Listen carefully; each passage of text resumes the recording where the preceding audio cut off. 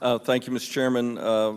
Obviously, I appreciate your holding this hearing. A number of us asked for a hearing after the highly publicized incident on United, and I'm pleased we're here today for the hearing, not pleased for the circumstances. I'd say that today's hearing is really the culmination of a deterioration that we've seen over a number of years. I mean, just think back to last summer. You know, hundreds of thousands of people were stranded and displaced for days because of major computer meltdowns at 2 airlines, including Southwest, who's represented here today. Airplanes, you know, you're very good at filling them up, but they often don't have a single empty seat, and the seats are getting smaller and they're getting closer together. The new high-profile or low-profile seats are just great. You can jam more people into the cabin, but it's certainly testing the patience of the passengers and testing the patience of the flight crew. Just last month, we saw an American Airlines flight attendant trying to goad a customer into a physical fight. I mean, tempers are short everywhere. And then, of course, Dr. Dow, that incident. And I know, Mr. Munoz, that you have apologized. And I'm interested what you're going to tell us here today about why this will never happen again and how things are going to improve. My first term in Congress, I introduced an airline passenger bill called the Airline Passenger Equity Act to keep airlines accountable to their passengers. Among other things, it would have required them to report information regarding flight delays, cancellations, reroutings, luggage status, performance, bump passengers. Some of these provisions were included in the Passenger Act of '87, but 30 years later, I think there's a lot of room for improvement. So I think we're here today to look and hear about where we could prod, push, or regulate or legislate to get better service for passengers. Today, Ranking Member Larson and I are requesting a GAO study of what more Congress and the DOT can do to remedy what's gone wrong with the airline system. We've seen massive consolidation. We have basically 4 carriers, 80% of the market. Less than a decade ago, we had much more diversity and much less concentration. Load factors are a near 15-year high, 82.4%. Denied boardings, 40,000 passengers denied boarding last year.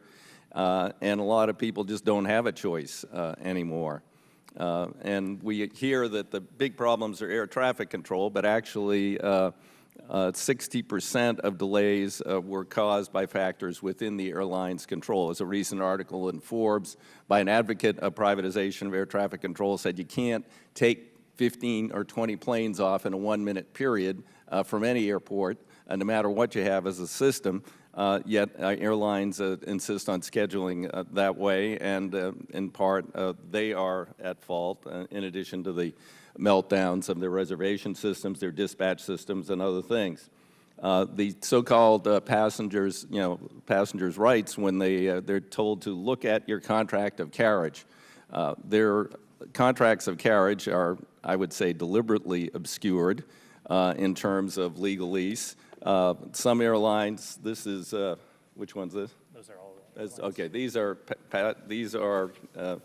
the contracts of carriage. Some of them are 37,000 words, 67 pages long, I would say very few passengers have any idea what their rights are. I had a staff member last weekend, after we've been talking about this, decide to print out the contract of carriage for the airline she was traveling on, and she found that there was a delay within the control of the airline which required her to get compensated. She paged through the whole thing and found that, but I mean, how many people have the patience to do that?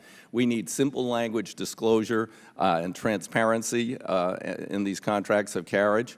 That, in part, was what led to the incident with United, was the limitations in the policies.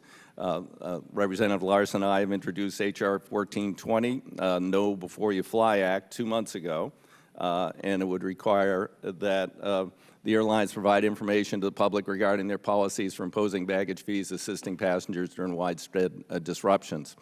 As we've seen the concentration grow for a long time, the airlines neglected their own IT infrastructure. We had those incidents last summer with dispatch and with ticketing.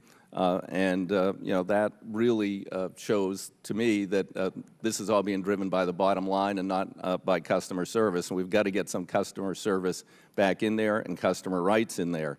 And now, now we're being pressured by the airlines to privatize the air traffic control system and put them in effective control of the governing board.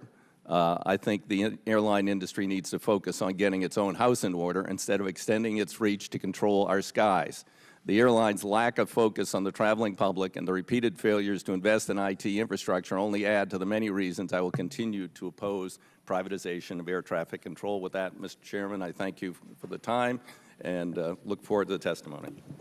Thank the gentleman.